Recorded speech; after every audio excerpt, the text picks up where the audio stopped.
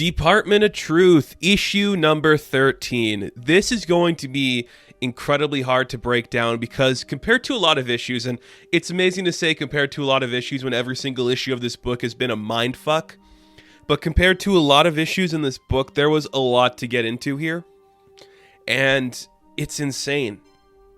It's insane that this book has been good consistently, and that every time it comes out, it manages to reinvent itself in a brilliant way. And I really like James Tynion. He's one of my favorite writers, and Martin Simmons' artwork in this is just breathtaking. But I gotta commend the letterer in this book. It is Aditya Bidikar, I think is that how you pronounce their name? Because the lettering in this is just incredible, and it doesn't get the recognition it deserves for being so breathtaking and cool. This entire experience is just a trip, and it just leaves you like, what is going on? Why is this the way the world works? So last issue, we realized that Hawke Harrison was actually working for Black Hat, and he was taking Cole back to the epicenter of the events surrounding him. They head back to Milwaukee, and it's just kind of like Hawke being like, all right, man, there's a lot going on here, and I need to show you some things that are going to be hard to talk about. So they head back to Cole's old school. Hawke convinces some of like the Black Hat agents to stay back so he can talk to the kid alone.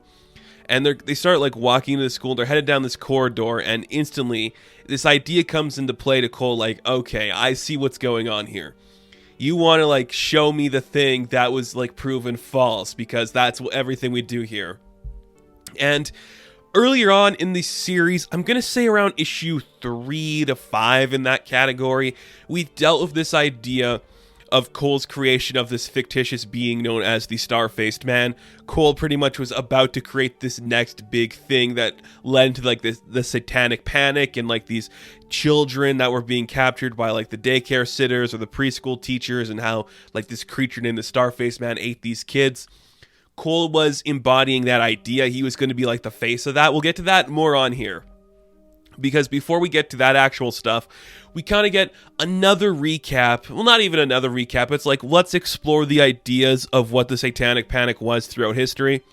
So it kind of starts with like the rise of the Roman Catholic Church. You know, we got rid of Rome. Now, you know, Christianity is taking this big form. And basically since like the dawn of that religion, the idea of the devil being like this evil being that haunts you and destroys you is kind of like what built the church up to be this powerful thing.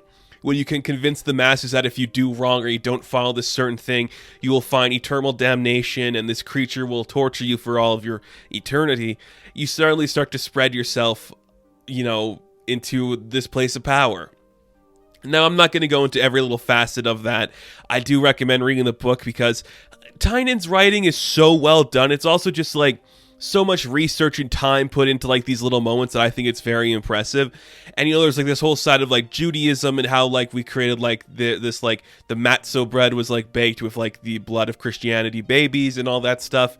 I'm not going to dive too much in that. It's just basically like, since the creation of like the Catholic Church, the devil has become this thing that kept people in line and brought fear to them.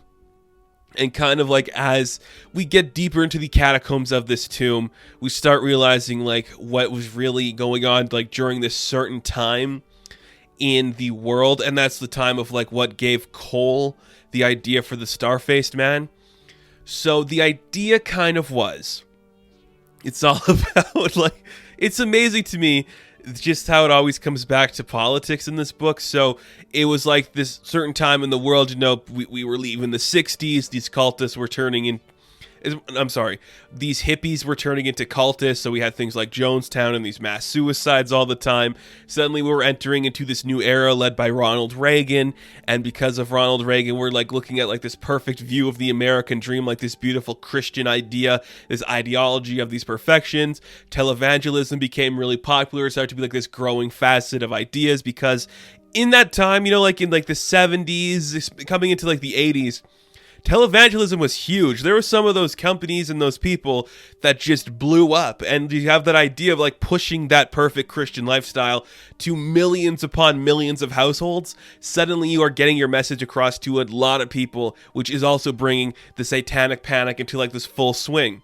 the hippies killed themselves off. Now we have the perfect Christians just being like, hey, you do what we do, or the devil's going to get you. Like homosexuality became this thing. Countries became bankrupt because of the world leaders. And, like this idea, even like steroids, I think they do mention in here. And like, atheism and all these things leading to what the satanic panic could be. And basically with that was like the idea of things happening in like these schools came into play. And we were going to make you the face of it. So this is kind of where Hawke reveals the moment that he met Cole was supposed to be this big event where we were going to make Cole the face of this entire thing. We were going to get you on talk shows. We were going to put you out front and center. We're going to broadcast you across the world as being the face of this kid who saw the destructive that the devil can do. You created this image of the devil, and we're going to bring it and bring fear to the world because of what you created in your mind. And I'm just like, that is a great way to bring it full circle. I think that is incredibly cool, incredibly interesting.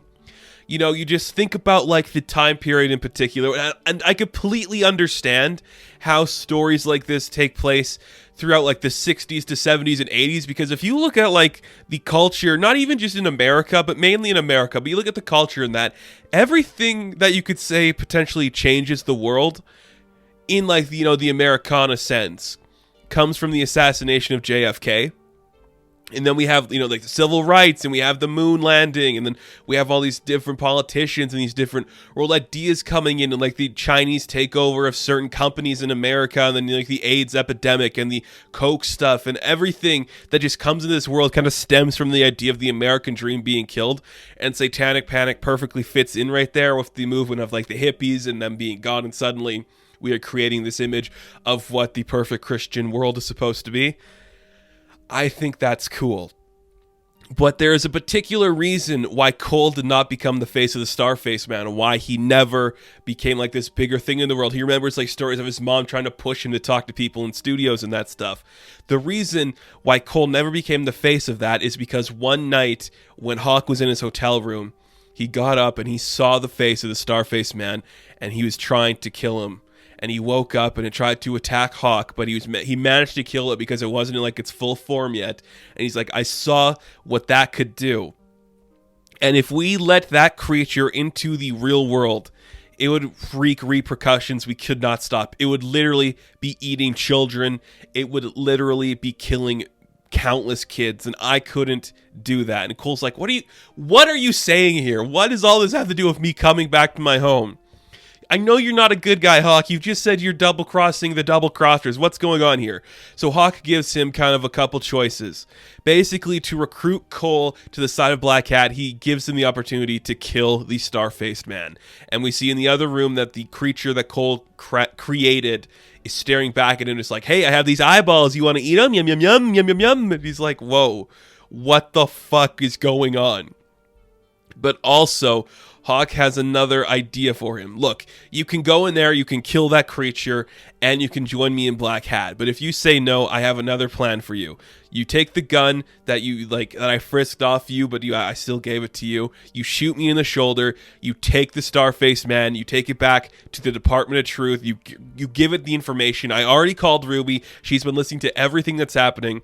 You get this creature over to the Department of Truth, and we can figure out everything that's going on. And basically, I love this. It is just, this is how you do like the thriller, like double twists on a twist, all that stuff in a comic book and have it work. So the reason that Hawke is like playing devil's advocate in a sense is because he thinks when in 1963 we had the Lee Harvey Oswald that killed the president and the one that came for the Department of Truth, he thinks that they got the wrong ones. So the actual one that is running the Department of Truth is the one that killed JFK. It's not the other way around. It's not the one that was killed by Jack Ruby. We got the wrong one. We got the one that is built on this fear and hate and destruction and this monstrous creature. And everything that Lee Harvey Oswald can do, I know Barker can do worse. And I don't want to take that chance. So I want this to go a certain way, Cole. And if it means giving myself up to this, and you exposing either side of this organization that is completely screwing up the world, then I'm going to risk it. You were chosen by the Red Lady. Babylon is what they call her. You should do this and do the right thing. So basically, Hawke scrambles out of the room while he's bleeding out. He leaves Cole with the decision of taking the star-faced man back to the Department of Truth. And that is a very, very powerful way to end this book. It's so much twists and turns, and it gives all these interesting characters so much to do. I love it so much. It is just intense and fun and gripping, and it just plays with these great themes. This book is incredibly well created. I just love the idea of Cole being built up to be this thing, and then he isn't, but then he's still chosen by Babylon to become this thing. What is that going to mean? It's like if you had to take this actual devil back to your base and have it give you these answers. I think it's incredibly cool.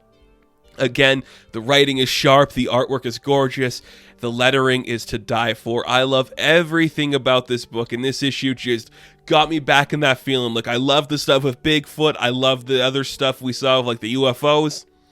This right here is just so perfect and poignant that it just hit me at that right time where I'm like, I love this. I cannot wait to see more. This is incredible. I understand why it's nominated for so many Eisners, and I understand why it won some the same. So, The Department of Truth, issue number 13. I am going to give a 9 out of 10. Now, thank you guys for watching this review. Be sure to like and subscribe to the channel. As always, you can check me out on Instagram, TikTok, and Twitter. I'll catch you in the next one. Have fun. Stay safe. Good luck.